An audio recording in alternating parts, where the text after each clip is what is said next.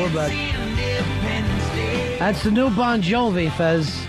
And as you know, Bon Jovi fan since day one. Bon Jovi fan since day one. Eddie Trunk off the Boneyard, who has defended Bon Jovi time and time again. Bon Jovi fan since day one.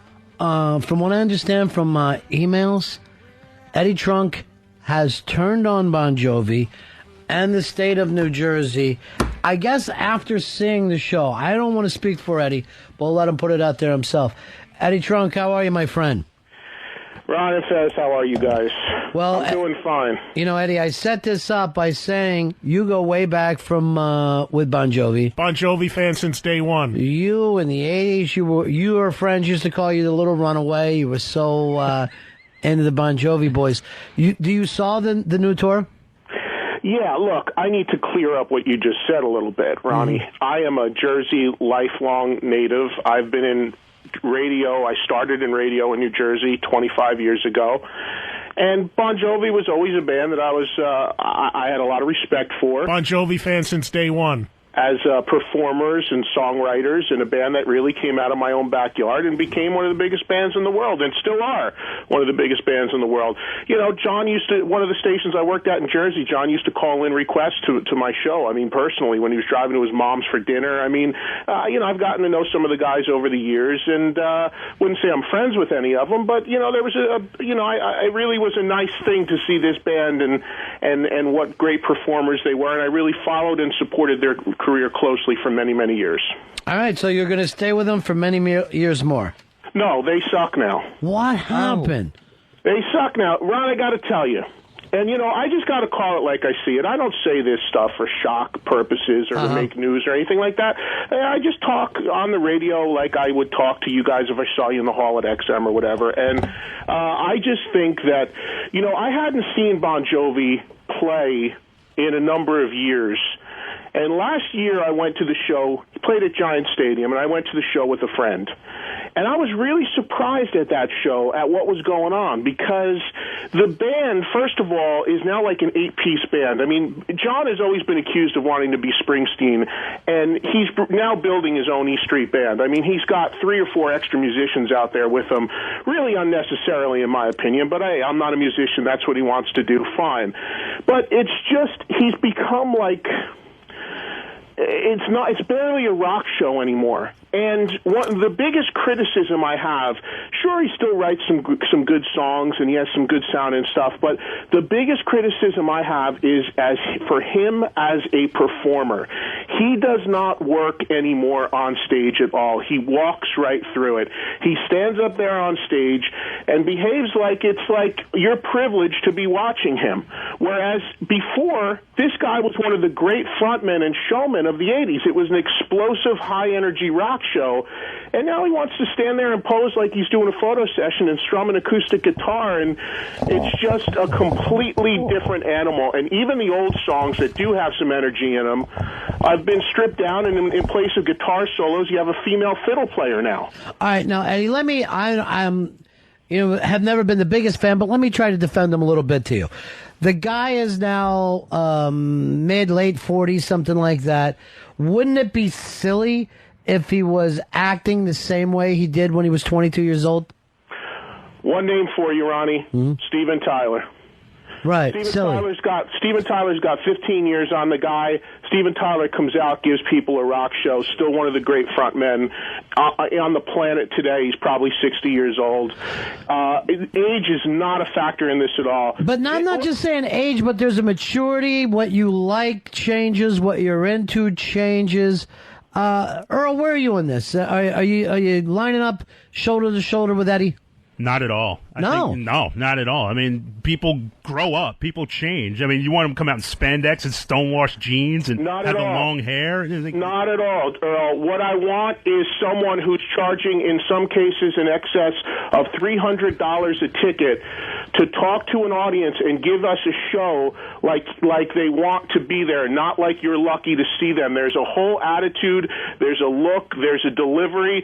You got it. This is just look, let me say this. He certainly doesn't have to please me, because he's still selling a ton of tickets and records, and he's the only one from that entire 80s era that's been able to reinvent himself and to be able to be relevant and have sales. So, again, I'm not arguing with his success, but as a fan, you know what was sad to me? There were people sitting around me, and I said to them, have you ever seen Bon Jovi before? And they said to me, no, this is the first time. Isn't it great? And that was like, because they're not really seeing what the essence of that band was. It's just. But how many guys in their 40s can still get somebody to show up to a show that's never been to their show? Normally, if you're from the 80s, somebody's now seeing you for the 15th time. You know, I mean, he's got to be doing something right, is my point, Eddie. Well, Ron, I agree. He has successfully reinvented himself as a mainstream he was always a mainstream rock artist, but what he's done now is he's bringing country into the mix and everything like that, and he is, look, I'd say 75 to 80% of the people that were there were housewives who have seen him back in the 80s and are just happy to scream when he smiles. Well, okay? There is something weird about him that he hasn't aged. There's something very vampire-y. Yeah, but I mean, it's just there's that element, and then they're there with their kids, and the kids are the ones that never saw the show before. And to me, when an artist goes from working so hard on stage and giving so much, look, he's always modeled his career after Springsteen. And Springsteen now works 100 times harder than he does now on stage. You know, these guys used to come out, there was excitement when they came out on stage. Now they play on a set that looks like a roadside bar, and that's exactly how they perform. Richie, who's had so many issues lately, is reserved and doesn't work the crowd anymore as the guitarist. The bass player's a hired gun. You got 2-3 other guys back there that are hired guns that are just, playing violin or extra keyboards. And the drummer and keyboard player who actually do work on stage are anchored to their instruments. So what are they going to do? And you get this big, boring, muddling, mainstream, homogenized rock show that's just nothing what Bon Jovi made their name about.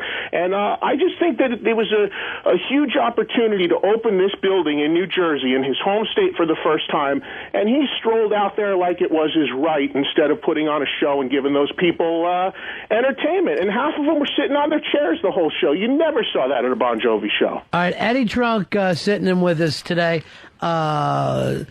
Furious, Fezzi, over the new direction Bon Jovi is taking. But there is something about aging in rock. It's a very difficult thing to pull off. If you look at some of the tours that Bruce Springsteen has done, totally different from the early E Street Band stuff. Doesn't mean that he's not going to get back to that at different points, Eddie. So maybe that's where Bon Jovi's head's at. I hope that that's the case, but I think this is I can't say enough. Bon Jovi was never a metal act in any way, shape, or form. Light metal. But Bon Jovi was what a lot of people forget and don't want to talk about, or he doesn't want to talk about, is the fact that, like it or not, Bon Jovi gave birth to the entire pop hair metal scene of the 80s. People forget John Bon Jovi is the guy who discovered and brought the world Skid Row and Cinderella. Oh. So whether you like that or not, that's the fact. So now, here's a great example, Ronnie. The night I went, he's got all different opening acts playing on this 10-night stand at this venue. And the night I went, My Chemical Romance opened. Now, here's a bunch of guys from Jersey who are probably 30 years old, average age across the board.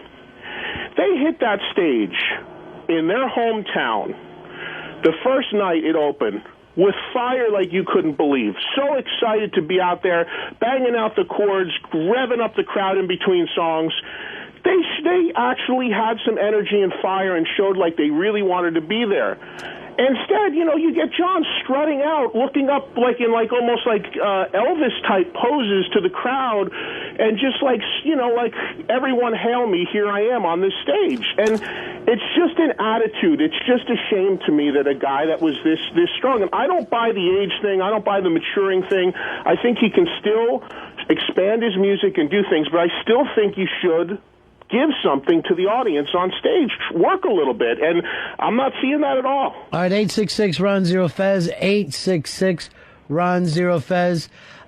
Here, I'm going to have a couple people call in now. Eddie Trunk sitting in with us from the Boneyard, furious over the new direction of Bon Jovi. Here's Doo-Wah. Doo-Wah, you're on Ron and Fez. I can't believe Eddie's got himself so worked up. Bon Jovi was always basically just a jingle, and now country is the best way to sell it. And so they've just repackaged themselves, and the fact is that's what they're doing. All right, how do you say to that, Eddie? I know that you don't like slick commercialism, but is it just a marketing thing? You talking to me? Yeah, Eddie, do you think that it's just smart marketing, and Bon Jovi's always been into smart marketing? Oh, I think he's a very smart marketer, and I think he's extremely shrewd in what he's doing. And I agree with again, I can't say enough, Ron. What the guy is doing is clearly working. You're not seeing Cinderella play 10 nights in arena. You're not seeing Cinderella even work the parking lot in the arena these days. So, yes, he's smart, he's shrewd, and I think people are misconstruing what I'm saying. Musically, he can do whatever the hell he wants. I have no problem. The music he's making now is not really for me, but, hey, it's fine. I have no issues with it at all. I'm strictly talking about when you charge $300 a ticket, coming out on stage and acting like you want to be there and working the audience and the crowd.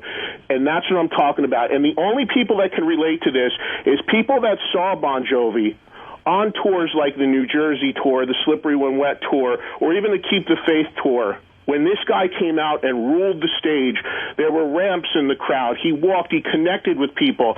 This whole air is what I have a problem with. He's got this whole air about him that's he's just going through the motions up there to me. But here's the thing, Eddie. I mean, the guy's probably worth $150, $200 million.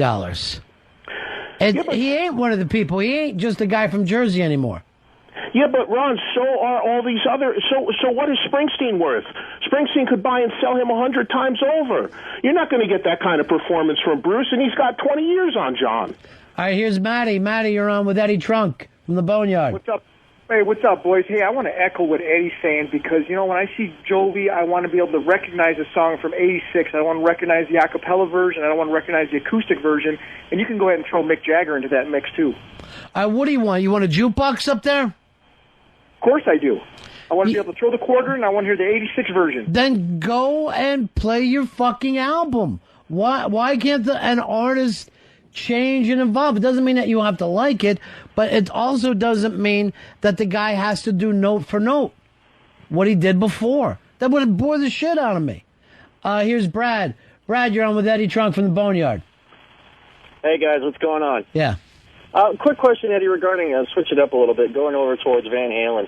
I'm a big Van Halen fan, always have, always will be, whether it's Hagar or Ross, could care less about the differences, just a big fan. What do you think about their current tour now with David Lee? And, I mean, I got my own opinions about Wolfgang being there, but... I'll let you throw in the Van Halen thing, Eddie.